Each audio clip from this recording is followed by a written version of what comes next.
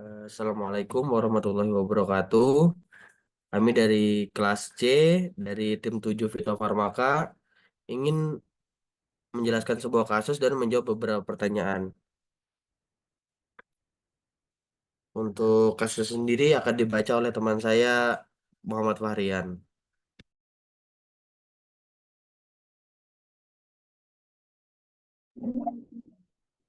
Baik,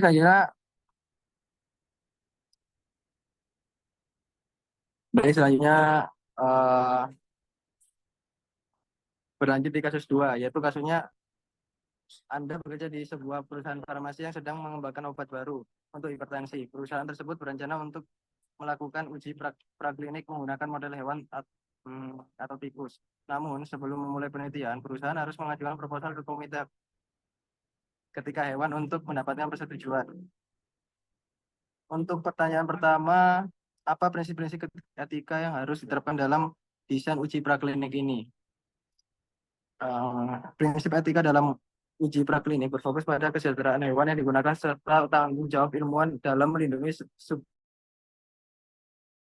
beberapa prinsip utama yang dapat diterapkan, yaitu prinsip penghormatan terhadap kehidupan karena penelitian harus memperlakukan hewan dengan rasa hormat dan memastikan kesejahteraan mereka terjaga selama proses pengujian.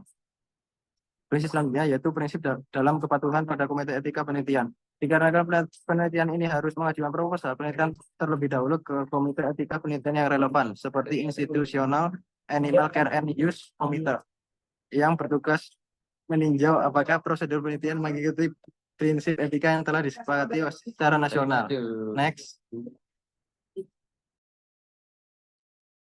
Selanjutnya, yang nomor 2, apa saja pedoman regulasi yang harus diikuti selama proses uji praklinik ini? Yang pertama ada ICH atau International Council for Harmonization Guidelines. Itu merupakan pedoman pengujian praklinik berbasis internasional, sehingga proses pengujian praklinik tersebut dipastikan dapat mengikuti serta dilakukan dengan standar yang sama di berbagai negara. Yang kedua, Good Laboratory Practice. Pedoman GLP merupakan standar internasional yang menetapkan aturan tentang dokumentasi, prosedur uji, dan pengelolaan data yang ketat. Untuk regulasi nasional, uji praklinik harus mematuhi peraturan yang telah ditetapkan oleh BPOM yang mencakup pertama peraturan pemerintah tentang penggunaan hewan untuk uji coba yang berisikan bagaimana hewan dapat digunakan dalam penelitian. Yang kedua ada peraturan BPOM terkait persetujuan uji praklinik. Dikarenakan sebelum dilakukannya proses pengujian praklinik harus ada dokumen persetujuan dari BPOM yang menunjukkan bahwa rancangan pengujian yang dibuat sudah sesuai dengan standar yang berlaku di Indonesia. Selanjutnya akan dibacakan oleh teman saya. Baik, untuk soal selanjutnya, apa saja persiapan yang perlu dilakukan sebelum mengajukan proposal ke komite etika? Sebelum mengajukan proposal penelitian ke komite etika, beberapa langkah persiapan penting dilakukan agar proposal sesuai dengan standar etika dan dapat diterima dengan baik. Berikut ada langkah-langkah yang harus diperhatikan. Yang pertama ada pelajari pedoman etika, pahami peraturan dan pedoman etika penelitian dan komite atau institusi terkait. Selanjutnya selanjutnya siapkan proposal yang lengkap. Dipastikan proposal mencakup semua elemen penting.